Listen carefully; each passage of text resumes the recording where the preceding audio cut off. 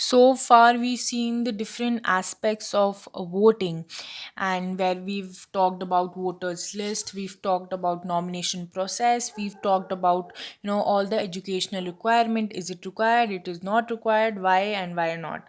Then we talked about election campaign. Then we talked about why model code of conduct is needed and what are its features. So, now let's talk about polling and counting of votes. The final stage of an election is the day when the voters cast or poll their vote. So, it is either known as cast, did you cast your vote? Did you poll your vote? So that's how people say. That day is usually called the election day. Every person whose name is on the voters list can go to a nearby polling booth situated usually in a local school or a government office or maybe in a college. Once the voter goes inside the booth, the election officials identify her, put a mark on the finger, and allow her to cast the vote. So these are called inks, which are put on your fingers. These can be in any of the fingers, that's not necessary, but most often it is in the index finger. And these are just so that, and these ink mark, they do not go within 1 week or 2 week. They take time, so that if they are people are able to wipe it out in the next second, then they might cast vote in another person's um, this thing in another person's name, and that won't be right. So this ink, which is the formula, okay, so that you cannot wipe out in 2 seconds or the next day. It takes time for that ink to fade.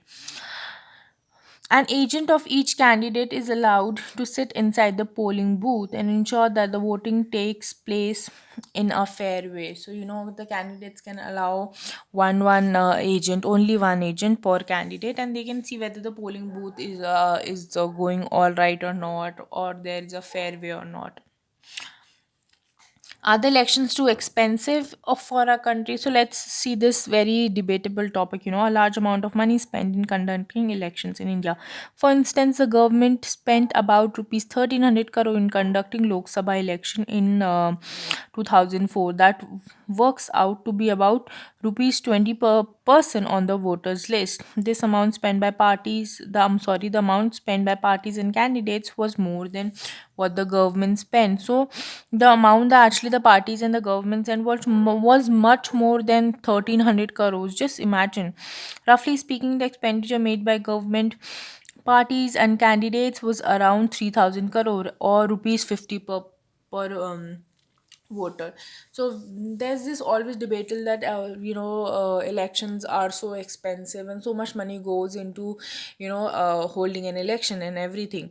But see that okay, we'll again talk about it. Some people say that elections are a burden on our people, that our poor country cannot afford to hold election once every 5 years. So now we'll see that yes, people say that people are dying, we're not getting food, and you're just spending 13 crores for holding elections. How is it fair? Many people have said it. So in 2005, our government decided to buy six nuclear submarines from France. Each submarine cost about rupees 3000 crore. So this is just to give comparison. When we compare, okay, how much does holding an election cost versus the usual spends of the government. Then Delhi hosted the Commonwealth Games in 2010. The estimate for its cost is more than rupees 10,000 crores. So the estimate cost which the Delhi, our country hosted Commonwealth Games in Delhi in 2010, it costed around 10,000 crores. So do you still think that the elections are expensive? You can decide for your own. And because one side we're spending only 1300 rupees, and on the other side we're spending 3000 crore for one submarine. So you can compare that. No, it is not more for the government to spend 1500 uh, sorry 1300 crore is not a big amount for the government because it has all its funds and reserves, okay. So let's see about the election result in Gulbarg, which is in Karnataka. We studied about that. Let us go back to example in Gulbarg. In 2004, total of 11 candidates contested election in that constituency. The total eligible voters were 14.39 lakh. Out of these, 8.28 lakh voters had cast their votes. The candidate of the Congress party, Iqbal Ahmed Sardigi, secured about 3.12 lakh votes. This was only about 38% of the total votes polled. But since he has secured more votes than anyone else, he was declared as a member of parliament from Gulbarg Lok Sabha constituency. So that's how it is done. You have to just get the maximum. You don't have to, for being a representative of a constituency, you don't have to have like you need at least 34% to pass in the exam, particular exam or anything. There's a cutoff list. If you don't get this much, you will not pass, or you will not clear.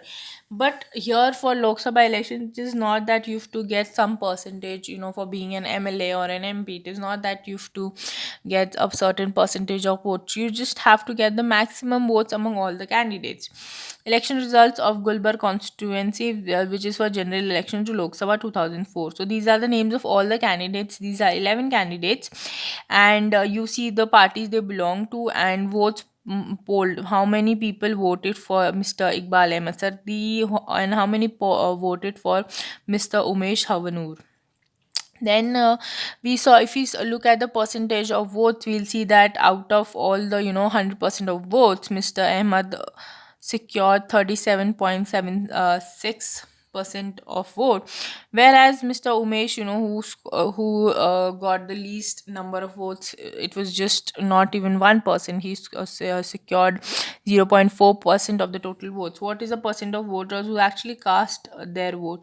So you can see here, to win an election, it is necessary for a person to secure more than half of the votes polled. No, it is not necessary. This, that you should have more than half the total votes polled. This is only for when you form the government. Okay, when you form the government, that is as a party.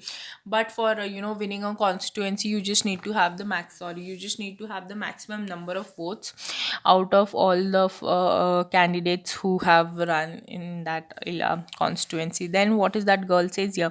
Why are party agents present in the polling booth and the counting center? To just secure that the election process and everything is fair. Okay. So now we see, earlier the voters used to indicate who they wanted to vote by putting a stamp on a ballot paper. A ballot paper. So earlier, now we have electronic voting EVM, electronic voting machine. But before that, we used to have ballot paper. Ballot paper is just like papers are like a sheet of paper in which the names of the candidates along with the party name and symbol are listed. Nowadays we have electronic, of course. I already told you that now we have electronic voting machine, but in the earlier years we had ballot paper. I used to record votes. The machine shows the name of the candidates and the party symbols. Independent candidates too have their name officials allotted by election officials, and a voter just have to go and press on the button against the name of the candidate she wants to give her vote. Once the polling is over, all the EVMs are sealed. The EVMs are sealed and then taken to a secure place. A few days later, on a fixed date, all the EVMs from from a constituencies are opened, and the votes secured by each candidate are counted. The agents of all the candidates present there to ensure that the counting is done. So the agents are again, present so that counting is done properly. There is no unfair means to win the election. The candidates who secures the highest number of votes from a constituency is declared this thing elected. In a general election, usually the counting of votes in all the constituency takes place at the same time on the same day. So when it is for the member of parliament, it is usually that the counting of votes in all the constituencies, it takes on the same time and at the same day.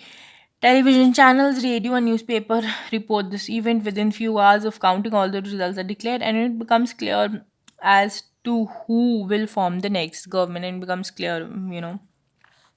Identify the fair and unfair electoral process practices among the following. A minister flags off a new train in the constituency a week before the polling a day. It's unfair because we've already seen that person is already in power, and he that already in position person can influence, because according to the model code of conduct you cannot have campaigns and everything before 2 weeks of the election, so that's not allowed. Cannot inaugurate big projects. A candidate promises that she will get a new train for her constituency if she's elected. That is fair, because you can make promises, that I'll give you, we'll come with this policy or other scheme. Supporters of a candidate take the voters to a temple and make them take an oath that they will vote for him. This is wrong. The model code of conduct says that you cannot use any religious means to force or to make somebody vote for you. The supporters of a candidate distribute blankets in slums in return of a promise for vote. So that is also unfair, because according to see, that what should be done, what is a fair and what is not. We've already seen that. So what is fair and what is not fair, equal chance of competing, we've already seen that. You cannot bribe or threaten voters, appeal to them in the name of caste, religion, use government resources for election campaign. As you already saw that new project one, you cannot do that. And here you cannot use any place of, so according to the mode of conduct, you cannot use any place of worship, you cannot use government vehicles, and ministers shall not lay foundation. I'm just making you again read that so that you remember it. So what makes an election in India? So we've talked, okay, that these are the minimum features of why why a country can be called that. It holds a democratic elections if you have like minimum of these features. Whether we talked about, that everyone should be able to vote here, everyone should be able to vote, choose one vote one value. Second, there should be something to choose. You should have an option to choose. You cannot have only chocolate as in flavor. You should have strawberry, you have butterscotch and everything. Then choice should be offered into matlab ki the. We've already done that. I'm just revising you because we are going to do an important part, that what makes the elections in India a democratic process. Then choice should always be offered, matlab, and it should be held at regular intervals. We have interval of 5 year. Then candidates, the preferred, whoever is winning, the election in a constituency, they should be made representative, and it should be conducted in a free and fair manner, where people can actually choose who they want themselves to represent. So when you get to read about we get to read a lot about unfair means and everything, practices in elections. Newspapers and television reports often refer to such allegations. Most of the reports are not about the following, about the following: inclusion of false names and exclusion of genuine names in the. So in the voters list, misuse of government facilities and officials, by people who are already in power, excessive use of money by rich candidates and big parties, and intimidation of voters and rigging. So this is actually very, sad that we have all the four types of ways that which make a election not fair. Inclusion, we talk about inclusion. Exclusion, we talk about misuse of funds of government facilities. Then we talk about use of money, then we talk about intimidation, matlab kisi ko darana. Rigging, matlab to take away the machine itself and then rig it. Many of these reports are correct. We feel unhappy that when we read or see such reports, but fortunately they are not on such a scale so as to defeat the very purpose of election. Yes, there are, this reports and everything about, but they're not at such a large scale that it will defeat the whole purpose of election in itself. This becomes clear if we ask a basic question: can a party win an election and come to power not because it has popular support but through electoral malpractices? Do you think so? This is a valid question. Let us carefully examine various aspects of this question. So let's see, why does the election commission have so much powers? Is it good for democracy? So let's see. Independent election commission. One simple way of checking whether elections are fair or not is to look who conducts the election. So who is conducting the election? Are they independent of the government, or can the government or the ruling party influence or pressure them? Do they have enough power to be able to conduct free and fair election? Do they usually use this power? The answer to all these questions is quite obvious for our country. In our country, elections are conducted by an independent and very powerful election commission. It enjoys the same kind of independence that the judiciary enjoys. The chief election commission is appointed by the president of of our country India. But once appointed, the chief election commission is not answerable to the president or the government. He's not answerable. Even if the ruling party or the government does not like what the commission does, it is virtually impossible for it to remove. They cannot, this is called guarantee of tenure. In a simpler language, guarantee matlab you're giving tenure, matlab the time period for which the person will be in that position or designation. Okay. And guarantee, you're saying that you will be there, matlab you're giving that guarantee assurance to that particular person, whoever is in charge, the election commission, that you are getting a this thing, um, a guarantee, this assurance for your tenure. Okay, so that he's not easily influenced by the ruling party or any other forces. So he's a chief election commission. He's appointed by the president of India, and he cannot just be removed even if the government or the president does not like him due to his personal reasons or so. Very few election commissions in the world have such widening range powers as the Election Commission of India. So let's see. Election Commission takes decisions on every aspects of conduct. So they take every aspects of control and conduct and control of elections, from the announcement of elections to the declaration of result. It implements the code of conduct and punishes, any candidate or party that violates it during the election period. The election commission can order the government to follow some guidelines to prevent use and misuse of government power, to enhance its chances to win elections, or to transfer some government officials. So there are some guidelines, the code of conduct, and the election commission can even punish them, and they see every aspect of conduct and control of elections from the first announcement about elections to the final process, the declaration of results. When on election duty, government officers under the control of election commission and not the government, and whoever are the officials, which work for the election duty, it's called election duty.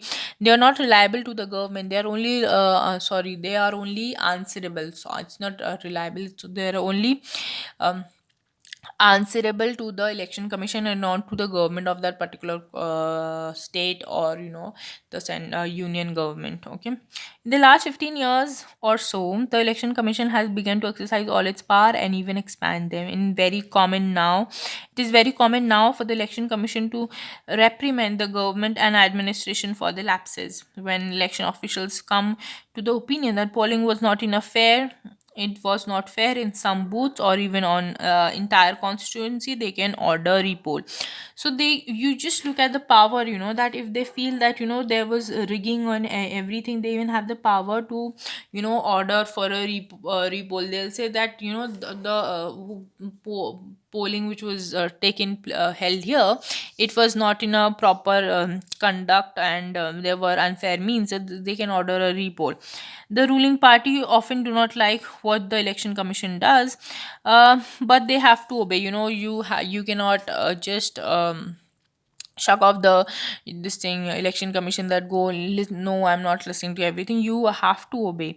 This would have happened, this would have not happened if the election commission was not independent and powerful. If the election commission did not have an equal power as the judiciary has, then even they wouldn't be able to do the such take such bold action, whether to punish or any candidate or party for violating the model code of conduct, or using government facilities and so on, the other unfair means to win an election. Read the headlines carefully and identify which powers are used by the election commission in each instance to ensure free and fair elections. Election commission notification constituency 14 Lok Sabha. No, election commission tightens norms for all poll expenses. Yes, election commissions which Gujarat again review poll arrangements, right? High Court asks Election Commission to bar criminal netas. Okay. Uh, that is to ensure free and fair election. That cannot be said, because there are so many criminal netas, who have had, and still have pending cases against them, and they are in power. So that cannot be as such said. Election Commission shoots down HM advice on poll reforms. So yes, they can do that, if they want. Home HMA, I think it's home ministry advice on if they feel that this is not a right way or anything, they're not obliged to take the decisions, because it is them who has to finally take it. Photo identity card is not mandatory in Bihar polls. No, that is not possible. You have to have a photo identity card, whether it's Aadhaar, whether it's a ration card, driving license, or anything. Election Commission accepts new Haryana DGP. That's not a part of that. Election Commission seeks power to censor political ads. True. Election Commission says no immediate plan to ban exit polls. So this is cannot be said. This is like a general thing. Ensure fair and this thing. Election, because exit polls is something different. It's just an estimation that all these newspapers and newspaper reports and television, they do exit polls, who might win and who might lose. Election Commission orders repoll in 398 more booths. Just imagine 398 and more, or more, more than that, polling booths are going to repoll. So just imagine, it's not 10, it's not 20, it's at 398. Just imagine the power. Election Commission to keep closer eye on hidden poll cost. Yes, it's a fair use, because what about the people who are not in power, or who are running independent in an election? How, where do they get that amount, to spend? Because here we saw that in the previous case that government spent 1500 crores, from this is a clear, they have an estimate that they spent 1500 crores for the budget, sorry, for the elections. Okay, and 15 crores for the 2004 Lok Sabha election, whereas the total cost of all the elections from the parties, government, and the candidates were 3000 crores. Matlab 15 crore, the same amount was spent by the candidates, and for all the candidates, yes. So, where do the candidates get money from? Everybody is not rich and everything. Popular participation. So let's see what's that. Another way to check the quality of the election process is to see whether people participate in it with enthusiasm. If the election process is not free or fair, people will not continue to participate in the exercise. Now read these charts and draw some conclusions about the participation in India. Okay, so this is the, we'll see the popular party part. See, if you already know that there is going to be cheating, would you be excited about participating? No, right? If you already know that there's a running competition and there are four people running for three positions, right? And you already know that even if the whoever is the weakest runner out of all, even if he runs, he'll still get the first position, we have, because he has links to the organizers and everything. So you wouldn't like to even participate. You'll say that what's the point of participating, there's already going to be cheating. So that's the same thing. So voter turnout in India and in UK, let's compare. People's participation in election is usually measured by voter turnout. So how many percentage of people turned out, and comparison to how many people are eligible to vote and how many actually came to vote. That's actually the turnout vote. Turnout indicates the percent of eligible voters who actually cast their vote. Over the last 50 years, the turnout in Europe and North America has declined. In India, the turnout has either remained stable or actually gone up. So the number of people who come out on the election day and vote is constantly increasing, or it's stable around the same figure in India, whereas in other European countries and North America it's actually declining. So you can see for UK it's the pink one, and for India it's the blue one. So actually it's stable, 59, 58. It's stable, whereas at one point, in maybe 92 78% was the turnout. Matlab, out of all the eligible voters, 78 people came out to vote, whereas in 2005 only 61% of the people who were eligible to vote came out, whereas in India around 92 in the year 1992 56% were eligible to vote. And today, in 2005, around 58% of the uh, eligible people who can vote, they came out to vote. And abhi to I think it's 64 in 2020 21. I think the rate is around 64, 68, 70. Also, you should check in your constituency also, that in what is the turnout vote in your parents constituencies, and so. Then second, in India, illiterate and underprivileged people vote in larger proportion as compared to the rich and privileged section. This is a contrast to Western democracy. For example, in the United States of America, poor people, African Americans, and the Hispanics vote much less than the rich and the white people. So, India, it is usually the poor and the unprivileged people, who want to see change, who want to have better facilities, who want to have better schemes. They are the ones who come out to vote, and not as compared to the rich who already have, or privileged people who already have access to electricity and food, as compared to them. Whereas in other countries, richer country, which have big GDPs, like for America and everything, there most of the times, it is that African Americans or poor people of America and Hispanics, they vote less in numbers than the people who are rich and affluent in America.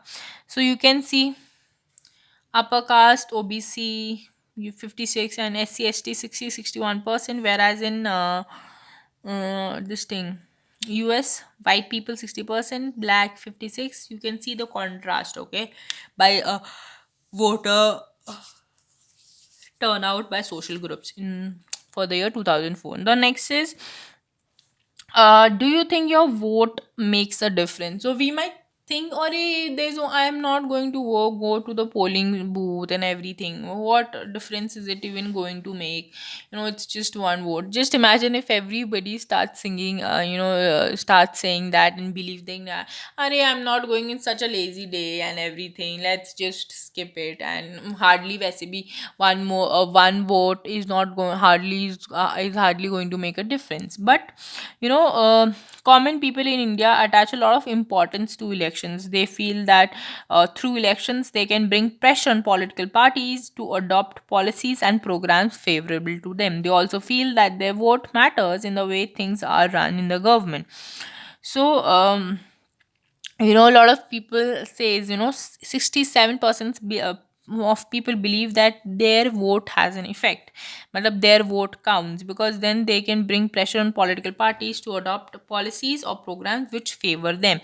And 15% say, I don't know whether my vote counts or not, why should I go to the polling booth on the election day, and say and 18% says that uh, no, it doesn't have any effect. Even if I go there and vote, no, nothing is going to happen which is going to favor me.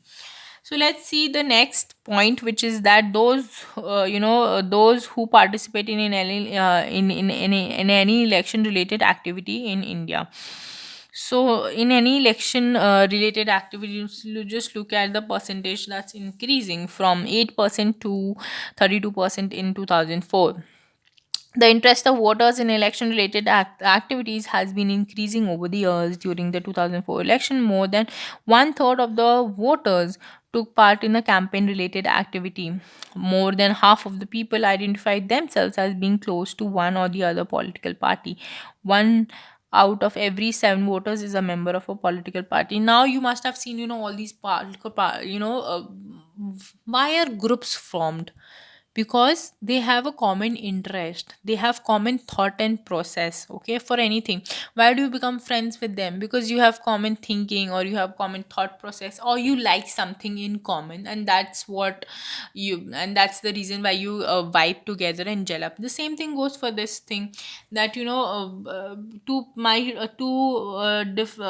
two strangers who might have never spoken in life, they might just click that, okay, you also support this party, I also support this party. Oh, this, and then they keep on discussing about the party and candidate and everything, and how that's they relate to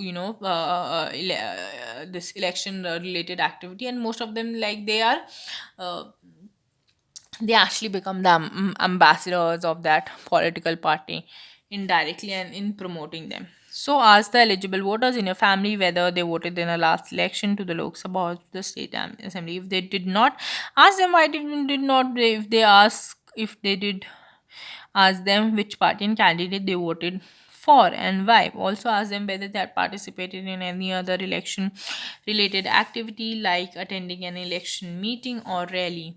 So you can do this exercise, ask in your family that, oh, when was the last time they voted and for whom. Though there is a secrecy of vote, but you guys are maybe kids, so you can obviously ask your parents and guardians that, did you vote in the last election, and if yes, whom did you vote in? Filana, what made you choose that particular candidate? And if not, why not? Why do you think that your vote was not important or not going to make a difference?